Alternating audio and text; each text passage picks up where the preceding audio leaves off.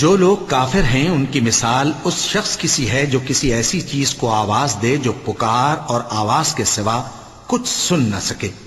یہ بہرے ہیں، گونگے ہیں، اندھے ہیں کہ کچھ سمجھ ہی نہیں سکتے۔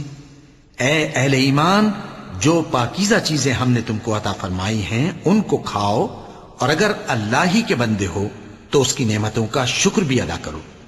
اس نے تو تم پر بس مرا ہوا جانور اور لہو اور سور کا گوشت اور جس چیز پر اللہ کے سوا کسی اور کا نام پکارا جائے حرام کر دیا ہے۔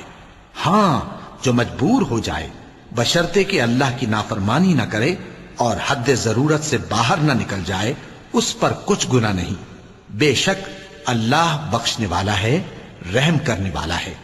جو لوگ اللہ کی کتاب سے ان آیتوں اور ہدایتوں کو جو اس نے نازل فرمائی ہیں چھپاتے اور ان کے بدلے تھوڑی سی قیمت یعنی دنیاوی منفعت حاصل کرتے ہیں، وہ اپنے پیٹوں میں محض آگ بھرتے ہیں۔ ایسے لوگوں سے اللہ قیامت کے دن نہ کلام کرے گا اور نہ ان کو گناہوں سے پاک کرے گا، اور ان کے لیے دکھ دینے والا عذاب ہے۔ یہ وہ لوگ ہیں جنہوں نے ہدایت چھوڑ کر گمراہی اور بخشش چھوڑ کر عذاب خرید لیا۔ یہ آتش جہنم کی کیسی برداشت کرنے والے ہیں۔